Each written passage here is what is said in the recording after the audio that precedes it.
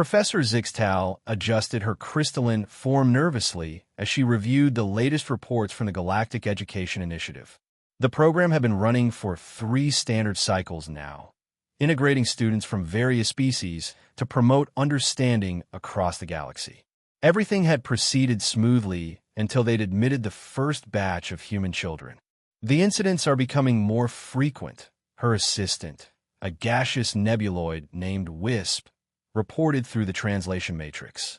The other species' parents are filing complaints. Zixtal sighed, a sound like wind chimes in a storm. What happened this time?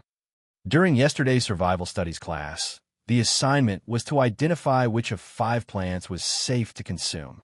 The Valkyrian children took 2 hours analyzing with their advanced chemical sensors. The Aquarian students used their bioluminescent taste detection. Even the Zephyrian younglings needed 43 minutes with their enhanced olfactory systems. And the humans?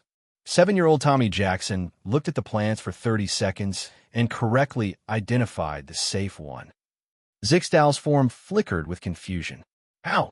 Their species lacks any advanced sensory organs. When questioned, the child said, and I quote, "My grandma taught me about plants. That one looks like the berries she makes pie with." Professor, the human correctly identified an edible plant from a completely different world based on visual similarity to food from their homeworld. The reports kept coming. In physical education, human children routinely outperformed species that had been genetically optimized for athletics. 8-year-old Maria Santos had completed an obstacle course designed for adult Brutari warriors. When asked how, she'd simply said, "It reminded me of the playground at home." During emergency response training, while other species panicked at simulated disasters, human children calmly organized evacuation procedures. 10-year-old Alex Kim had successfully performed first aid on a wounded instructor, a procedure that required 3 years of medical training for most species. The other parents are claiming the humans are cheating somehow, Wisp reported. They want them tested for technological enhancement. The testing results arrived that afternoon, and Zixtal stared at them in disbelief.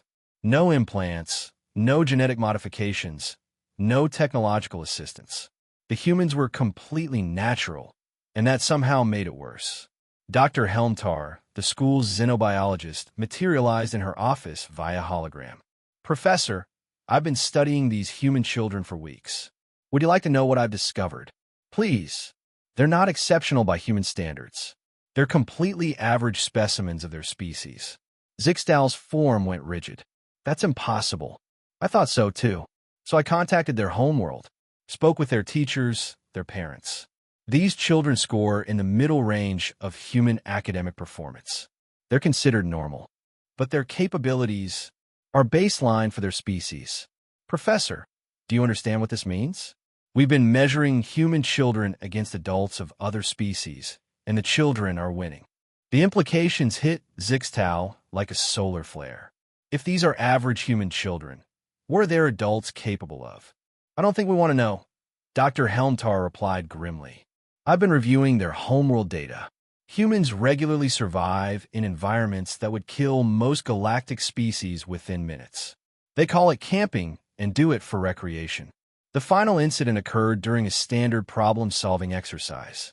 Students were presented with a complex mathematical puzzle that typically required collaborative effort from multiple species to solve. The crystalline students began calculating, the nebuloids started discussing theoretical approaches, and the Aquarians activated their computational matrices. Meanwhile, 12-year-old Jenny Thompson stared at the problem for 3 minutes, then raised her hand. "Yes, Jenny," Zixtal asked wearily.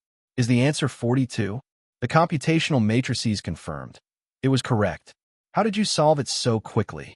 "Zixtal demandif." Jenny shrugged, a peculiar human gesture that somehow conveyed infinite complexity. "I don't know. It just felt right. My dad always says to trust your gut." That evening, Zixtal submitted her report to the Galactic Education Council. Recommendation: immediate suspension of human participation in standard educational programs. These beings do not enhance their natural capabilities through technology or genetic modification. They simply possess abilities that exceed our understanding. Human children demonstrate intuitive problem-solving that bypasses logical processes, survival instincts that border on prescience, physical capabilities that suggest their homeworld is far more dangerous than classified, pattern recognition abilities that appear almost supernatural. Most concerning, these children consider their abilities normal. They are unaware that other species require years of training to achieve what they do instinctively. I fear we have not been educating human children alongside other species. We have been exposing other species to what humans consider their unremarkable offspring. The question that haunts me, if these are their children, what horrors have we been calling friends among human adults?